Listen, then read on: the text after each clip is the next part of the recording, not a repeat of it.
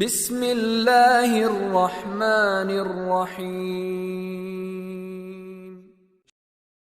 ابوبکر رضی اللہ تعالیٰ عنہ پر قرآن کی تلاوت زور سے کرنے پر پابندی لگائی گئی ہے۔ میں کیا آپ سے عرض کروں، سمجھ آنے والی بات تو ہے نہیں اس زمانے میں۔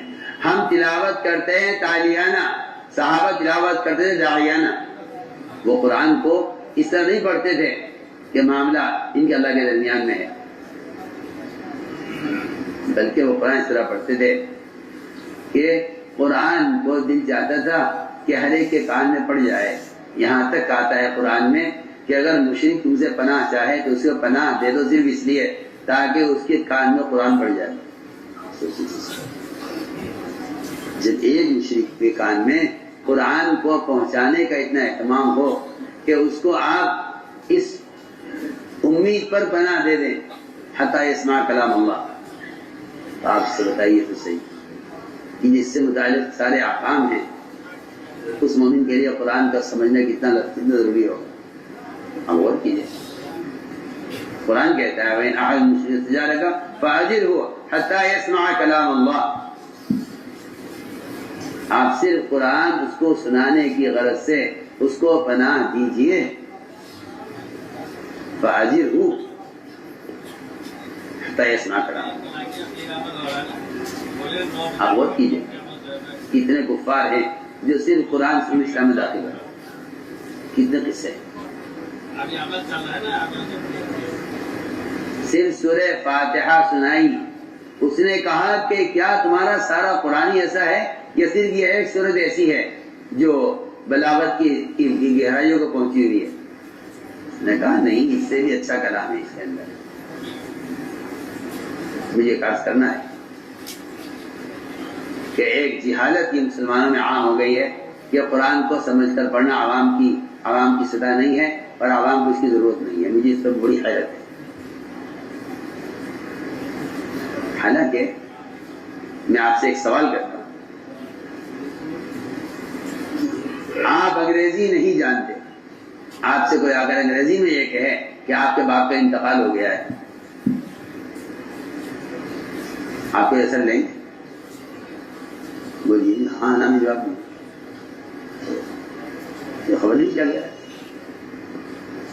آپ سے انگریزی میں کوئی آ کر خبر دے کہ آپ کے باپ کا انتقال ہو گیا ہے اور آپ انگریزی نہیں جانتے، آپ ہنس کر جواب دیں گے آپ کو نہیں معلوم کیا کیا؟ میں ایک سوال کرتا ہوں، قرآن کو سمجھے بغیر اس کا دل میں تاثر پیدا ہو جائے، میں نہیں سمجھتا کہ یہ ہو سکتا ہے۔ یہ قرآن کی تلاوت کا مقصد صرف اجر حاصل کرنا نہیں ہے، بغیر سمجھے پڑھنے سے اجر کے ملنے میں تو کوئی شک نہیں ہے، ملے گا، لیکن یہ قرآن کا جو کہنا چاہیے کہ قرآن کا مقصد صرف اس کا پڑھنا نہیں ہے،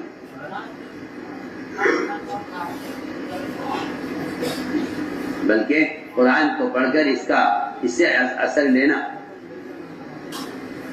اس کی عبرتوں سے اثر لینا، یہ مطلوب ہے۔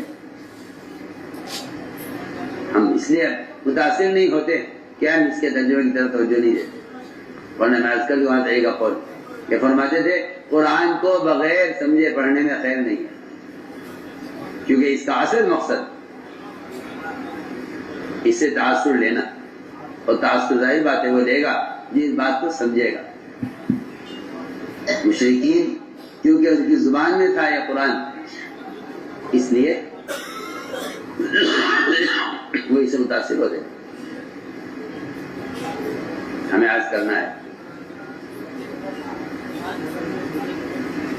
یہ قرآن کو سمجھ کر پڑھنا یہ ہر مسلمان کی اپنی ذاتی ضرورت ہے، ہر مسلمان کی ذاتی ضرورت ہے۔ اللہ جزائے خیر جو علماء حق کو کہ اس کے آسان ترجمے کر دیے ہیں، لیکن مجھے اس بات کے صرف حیرت ہے کہ لوگ اعدائے دین کی زبانیں تو سیکھ لیتے ہیں اپنی دنیا کے لیے، لیکن جو کتاب آسمان سے مسلمانوں سے براہ راست مخاطب ہے اس کو سمجھ کے پڑھنے کا شوق اور فکر نہیں، کوئی تقاضا نہیں۔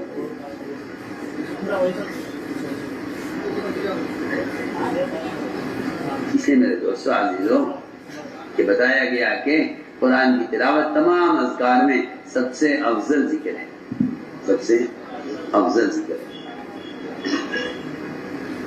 جب کوئی اسلام میں نیا داخل ہوتا تھا تو سب سے پہلے آ کر یہ سوال کرتا تھا صحابہ سے کہ تمہارے قرآن پڑھنے کا کیا معمول ہے؟ قرآن پڑھنے کا کیا معمول ہے؟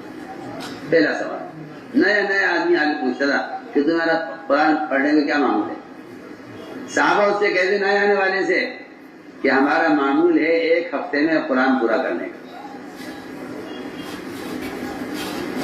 ہمارا معمول ہے ایک ہفتے میں قرآن، اور یہ سب سے معتدل اور سب سے بہترین معمول ہے، سب سے بہترین معمول۔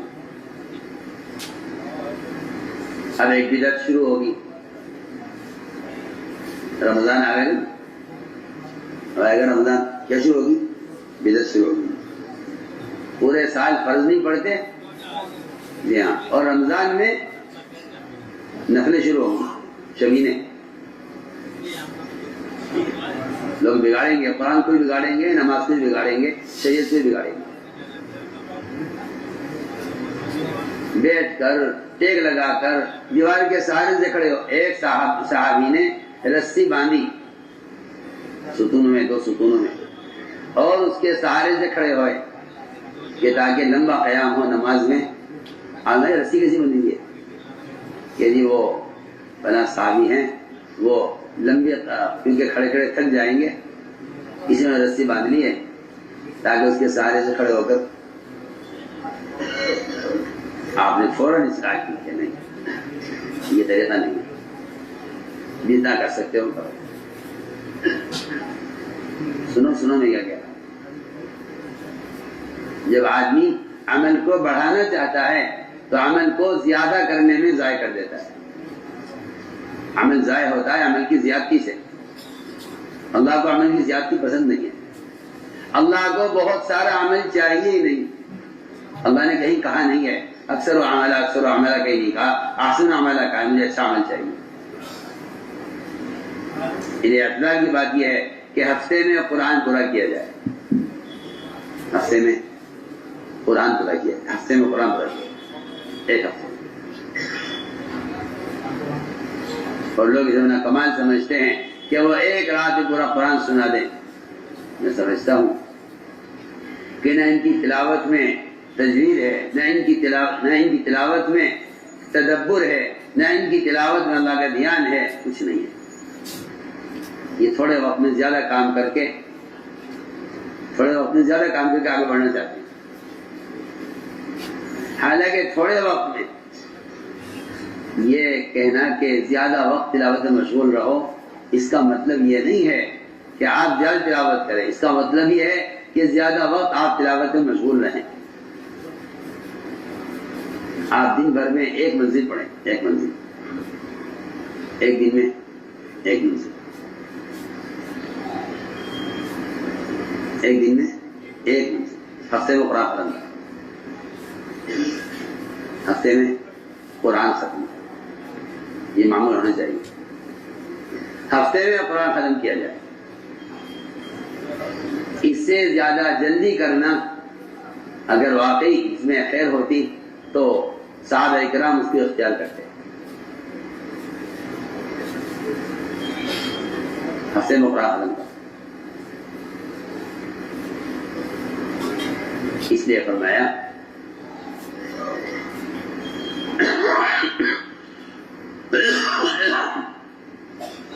فرمایا کہ جو قرآن کو خوش الحانی سے نہ پڑھے وہ ہم میں سے نہیں ہے۔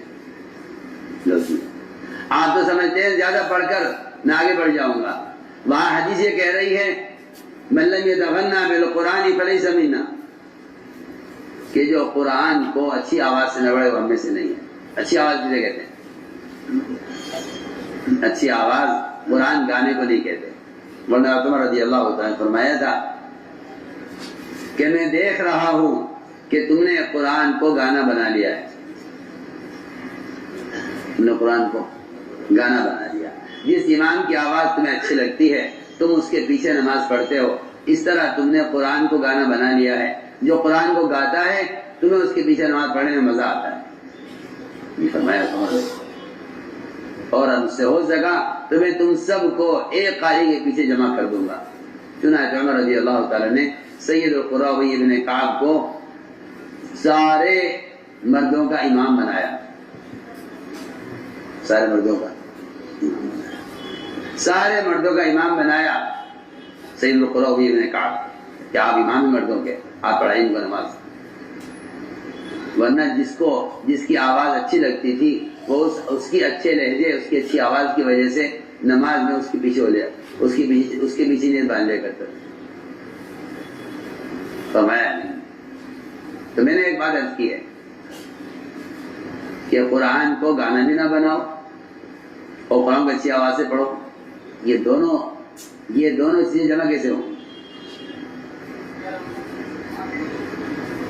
کہیں کہ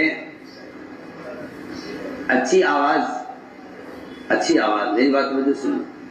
اچھی آواز کیا ہے؟ اچھی آواز کیا ہے؟ پہلی بات تو یہ ہے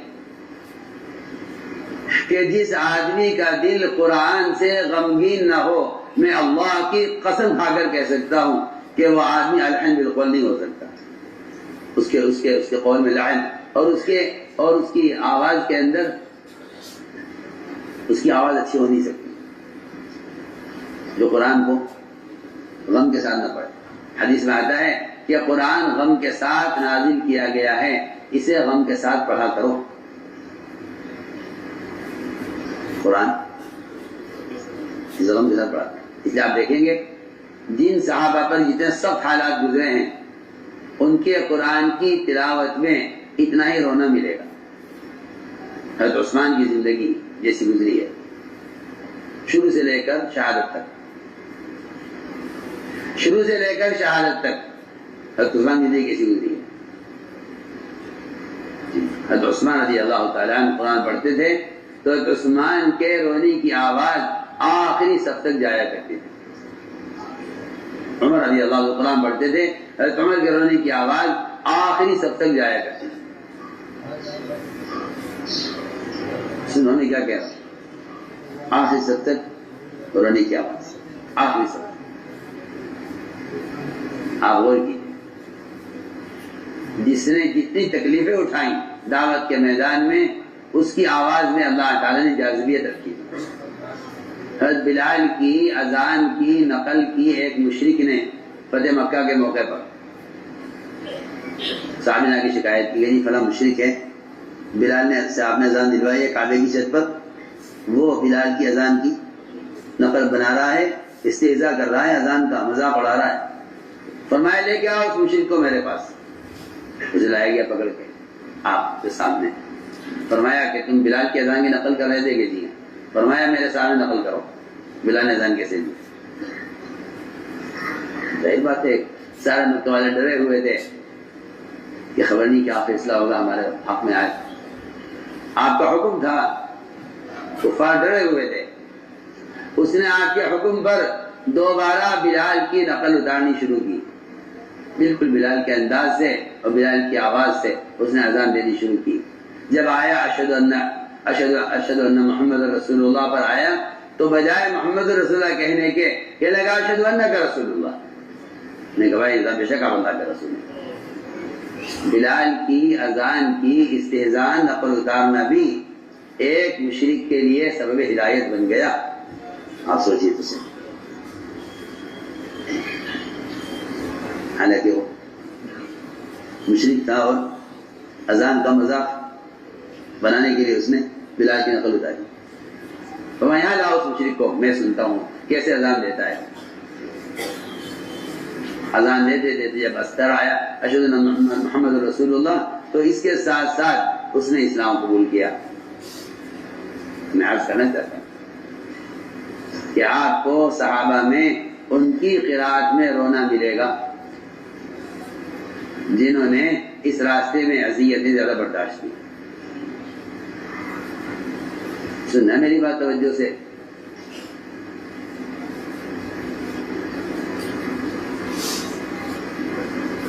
تو فرمایا روایت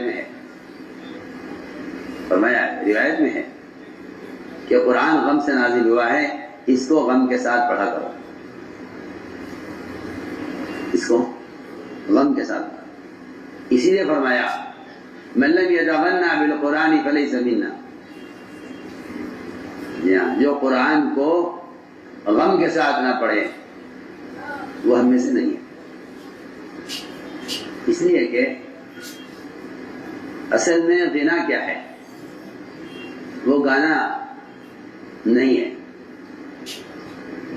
وہ تو ایک دل میں غم کا ایک شعور ہوتا ہے. اس شعور کی وجہ سے ہی شعراء کو شاعر کہا جاتا ہے نا. اس زمانے کے شعراء تھوڑے ہی ہیں، یہ تو بیچارے قافیہ بندی کرتے ہیں. اس کو قافیہ بندی کا نام شعر نہیں ہے. مقفع کا نام شعر نہیں ہے. شعر تو شعور سے بنا ہے. جس کا دل زندہ ہو، جس کے دل میں شعور ہو، جو آدمی اندر سے غمگین ہو. آپ دیکھیے ان لوگوں کے اشعار دیکھیے جن کی زندگیاں مشکل گزری ہیں، اندر سے غم اور اندر کی پریشانیاں اور تکالیف ان کے اندر ایک شعور پیدا کرتی ہیں. اس شعور سے شاعر بنتا تھا. اس زمانے میں تو تک بندی کا نام شاعری رکھا ہوا ہے. جی ہاں، تک بندی کو شاعری کہتے ہیں. حالانکہ شاعری الگ چیز ہے، تک بندی الگ چیز ہے. حدیث میں ہے من لم یتغنى بالقرآن فلیس منا. اس لیے خوش رہانی کے لیے چند چیزیں ضروری ہیں. شعور ہو اور قرآن کے حروف کی صحیح ادائیگی ہو. اور تیسری شرط یہ ہے کہ جو آیت آپ پڑھ رہے ہیں، اس آیت کا مفہوم اور اس آیت کا شان نزول اور اس پر اس موقع کے حالات وہ آپ کے ذہن میں ہوں، تب تو آپ قرآن کو خوش رہانی کے ساتھ پڑھ سکتے ہیں. اور اگر یہ تمام چیزیں نہیں ہیں تو پھر یہ آپ کے گلے کی آواز ہے، یہ آپ کے دل کی آواز نہیں ہے. خدا ہم بات ہمارا کر گئے. یہ آپ کے گلے کی آواز ہے، یہ آپ کے دل کی آواز نہیں ہے. اسے صاف فرمایا آپ صلی اللہ علیہ وسلم نے کہ وہ قرآن پڑھیں گے لیکن قرآن ان کی ہستی سے تجاوز نہیں کرے گا، نہ آسمان کی طرف قبولیت کے اعتبار سے، نہ دل کی طرف حقیقت کے اعتبار سے. صاف صاف فرمایا حدیث میں کہ وہ قرآن پڑھیں گے اور آپ قرآن پڑھیں تو ان کا قرآن پڑھنا بڑا اچھا لگے گا. ان کی آوازیں بڑی اچھی ہوں گی، ان کا پڑھنے کا انداز بڑا پیارا ہوگا، لیکن قرآن ان کی ہستی سے بھی تجاوز، یہاں سے بھی تجاوز نہیں کرے گا، نہ اوپر کی طرف قبولیت کے لیے آسمانوں کی طرف اور نہ کے اعتبار سے دل کی طرف.